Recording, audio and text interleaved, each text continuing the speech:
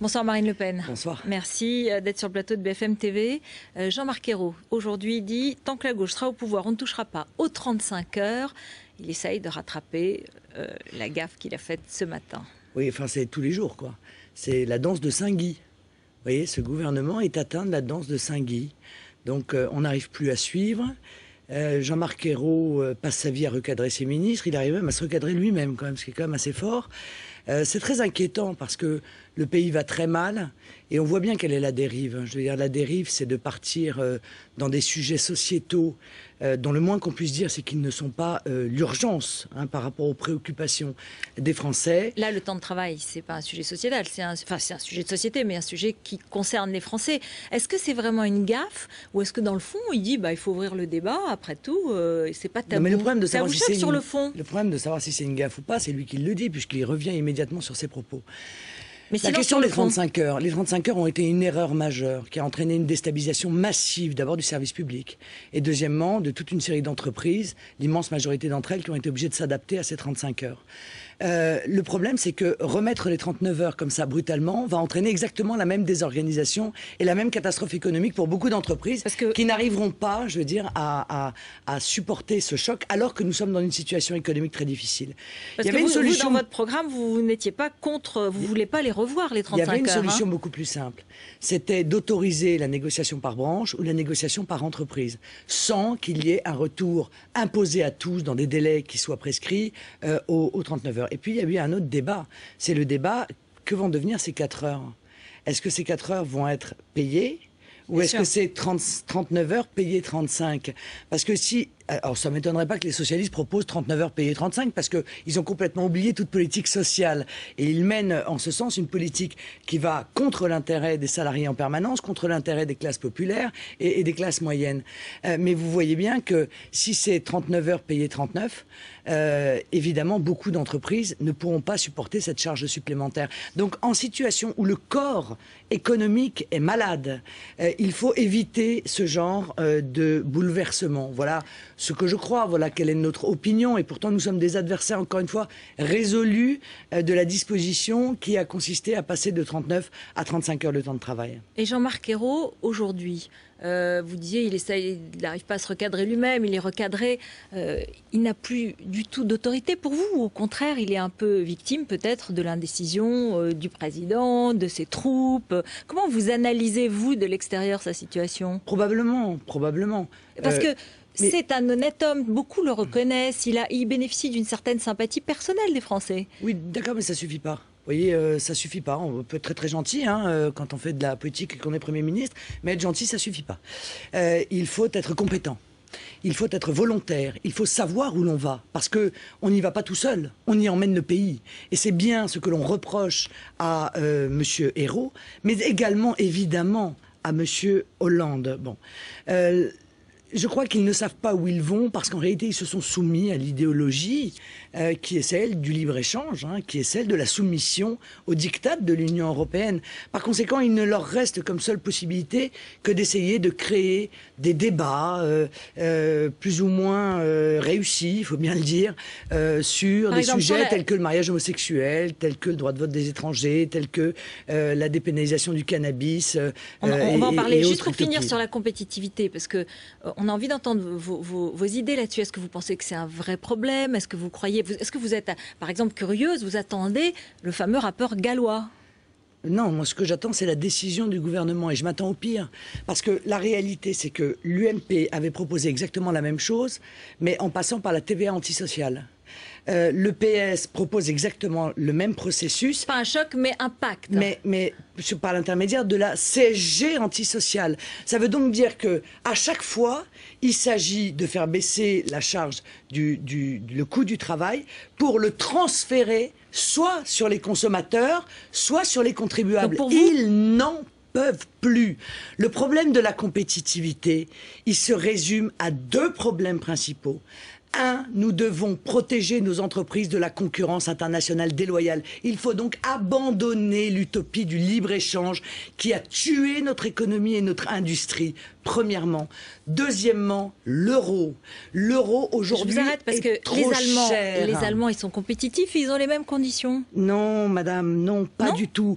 L'euro est une monnaie chère. Mais ils ont aussi ça a l'euro. été voulu par les Allemands parce que cette monnaie chère correspond à leur économie. Elle ne correspond pas structurellement à la nôtre. On a décroché. Donc nous portons un costume forcé qui est évidemment beaucoup trop grand et donc beaucoup trop lourd pour nous.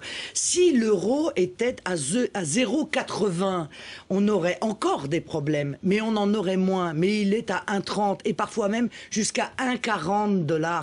Nous ne pouvons pas supporter cela. Nous partons avec un déficit de compétitivité majeur à cause de la monnaie. Et encore une fois, de surcroît, nous ne pouvons pas être compétitifs avec des pays qui ont des très bas coûts salariaux, qui n'ont absolument aucun système de protection sociale, qui ne respectent aucune condition sanitaire, aucune condition de sécurité, aucune condition de respect de l'environnement. Donc pour vous, c'est la sortie de l'euro, ça c'est clair. Le protectionnisme intelligent, le patriotisme économique, voilà ce que dit Arnaud Montebourg, faire... le Made in France, c'est ce qu'il dit, il pose en marinière, il le défend. Oui. Donc ils sont sur la même mais ligne. Vous voyez quand même qu'il s'agit d'une vaste escroquerie. Bon, il pose en marinière, c'est très bien. Il n'y a qu'un malheur, c'est qu'il ne propose rien qui permette aux entreprises de lutter justement contre la concurrence internationale déloyale, qui est la conséquence de l'ouverture totale des frontières. Donc il a tenu un très beau discours, bien que lui parle de protectionnisme européen, ce qui ne verra strictement jamais le jour, mais il s'en est tenu aux propos. Et il est le ministre des plans sociaux. Il est le ministre qui, comme les autres avant lui, va avec sa boîte de Kleenex à la sortie des boîtes pour expliquer aux salariés. Vous feriez tellement différemment. Vous seriez en situation et vous feriez tellement différemment. Parce que je romprais totalement avec le système économique qu'ils ont mis en œuvre. Évidemment, je ferais radicalement différemment parce que j'augmenterais les salaires jusqu'à 1,4 fois le SMIC et je ferais financer cette augmentation par les importations, ce qui n'a jamais été envisagé. Qu'est-ce que vous pensez parce que c'est contraire à la politique de Bruxelles. Peut-être que le site de Florange va être racheté par des Russes. Ce que vous en pensez? Oh, mais tout est racheté par les étrangers en France aujourd'hui. C'est une bonne nouvelle peut-être. C'est une bonne nouvelle peut-être. Ah bien sûr, mais si vous considérez qu'il faut se féliciter que nos entreprises françaises soient achetées par les Russes, les Chinois, les Qataris, oui, la France est à vendre à la découpe. Elle l'était déjà sous Nicolas Sarkozy. Ça continue, ça s'accélère. Ça n'est pas mon ambition pour mon pays. Lorsque vous entendez Harlem Désir dire, il dit plus l'UMP, il dit l'UMPFN. C'est pour faire le pendant du MPS Peut-être. Mais ça vous, comment vous réagissez? Vous dites, dans le fond, l'UMP veut vraiment marcher sur mes plates-bandes? Non, mais l'UMP, d'abord, ça veut rien dire. L'UMP, ça veut rien dire. Moi, je remarque que dans l'UMP, il y a la base, dont une immense partie est très proche des propositions qui sont celles du Front National, de souveraineté, d'euroscepticisme aussi, de fermeté en matière de sécurité. Je crois que dans les sondages, ils indiquent qu'ils sont d'accord sur certaines choses, sauf sur l'Europe. Oui, et que c'est ce qui fait la différence. Non, il y en a aussi beaucoup. Des éléments. Il y en a aussi beaucoup qui sont d'accord avec nous sur l'Europe. Et puis il y a les dirigeants de l'UMP. Bon, les dirigeants de l'UMP, c'est clair, ils sont tous européistes, ils sont tous responsables parce qu'ils ont été au pouvoir pendant 10 ans. Je veux dire, moi j'entends aujourd'hui M. Fillon et M. Copé. Il n'y a pas de différence entre eux pour vous? Mais la preuve, j'ai assisté... Quand même, vous voyez bien qu'il y a des nuances, vous voyez bien que le ton est différent, vous voyez bien qu'il y en a un qui évoque les pains au chocolat, les manifs de rue, et l'autre non, qui parle de rassembler, qui parle... Écoutez, non, mais quand vous l'entendez, Jean-François Copé, qu'est-ce que vous dites? Non mais Jean-François Copé a été ministre. Pendant 10 ans, ils ont été au pouvoir. Qu'est-ce qu'ils ont fait de toutes les bonnes propositions dont ils parlent aujourd'hui? Il a fait voter la loi contre la burqa. Ah bah alors celle-là, quand il leur a parlé, quand il en aura parlé 1000 fois, je ne sais pas de quoi il parlera d'autre. À chaque fois, il nous la ressort. Ça vous agace quand même peut-être. Avec un mensonge récurrent il d'ailleurs. Il affirme que c'est comme ça qu'il a fait baisser le Front National à mots. Oui, mais écoutez, tout ça est grotesque. Bon, avec un mensonge. Mais oui, c'est bien sûr, c'est faux. Avec un mensonge récurrent. Il a baissé quand même. c'est qu'il dit le Front National était contre la loi. C'est totalement faux. Le Front National avait dit à l'époque, à quoi ça sert de faire voter une loi? Il suffit d'un règlement de police. Ça prend 3 minutes à signer. Mais il fallait faire, voilà, il fallait sortir la grosse caisse pour faire comprendre aux Français que, vous voyez, on fait quelque chose. Ils n'ont rien fait contre l'islamisation de notre pays. Ils n'ont rien fait contre l'islam radical. Ils n'ont rien fait contre l'immigration. Ils l'ont accéléré. Ils ont accéléré le communautarisme. Ils ont accéléré les violations de la loi sur la laïcité. Pourquoi voulez-vous que je croie et que les Français croient que ces gens qui ont été 10 ans au pouvoir sont capables demain de régler le moindre des problèmes qu'ils n'ont pas réglés hier, objectivement? Emmanuel Valls, lorsqu'il a un discours ferme sur la laïcité et en même temps une volonté d'ouvrir, par exemple, sur la nationalité. Mais vous savez, moi je suis saoulé de mots, je vais vous dire. Saoulé de mots. Et je pense que beaucoup de Français sont comme ça. Vous aussi, vous en utilisez beaucoup. Nous sommes ça fait partie de la politique. Vous aussi, vous en utilisez beaucoup. Écoutez, je ne rêve qu'une chose, c'est de pouvoir, moi, appliquer mes idées. Vraiment. Voilà. Donc j'espère un jour être en situation de le faire. Mais eux, ils ont été en situation de le faire. Ou ils sont en situation de le faire. Et ils parlent, ils parlent, ils parlent, ils parlent, ils parlent.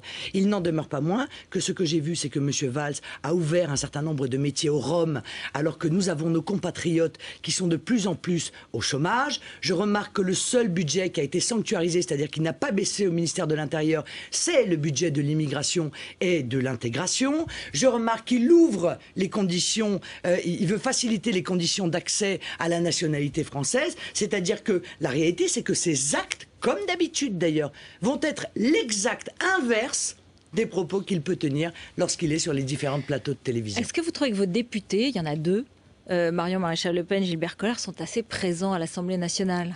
Est-ce qu'on les entend? Est-ce que parfois ils disent pas aussi des choses un peu gênantes? Là, je vois que Gilbert Collard a envoyé une lettre pour dire aux gens de génération identitaire qui ont fait donc leur action violente sur la construction, sur le chantier de la mosquée à Poitiers, qui regrettent beaucoup de ne pas pouvoir les défendre, qu'il aurait bien aimé les défendre. C'est pas tout à fait votre ligne? Mais c'est l'avocat qui parle.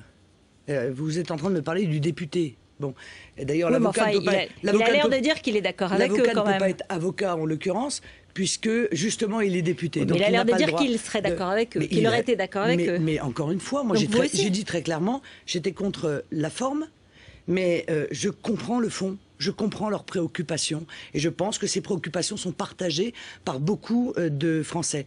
Nos députés sont remarquables, je vais vous dire, remarquables. Ils sont remarquables par leur présence à l'Assemblée, par le travail qu'ils fournissent, par les amendements qu'ils ont déposés, dont d'ailleurs l'amendement sur la suppression de l'AME que M. Copé et ses amis ont refusé de voter. Mais ça ne les a pas empêchés, quelques jours plus tard, de plaider pour la suppression de l'aide médicale d'État. Près de 1 milliard. Maintenant, on va presque atteindre 1 milliard. Hein. Un certain nombre de rapports traînent dans les ministères indiquant que 800 millions sont d'ores et déjà largement dépassés. Romney ou Obama?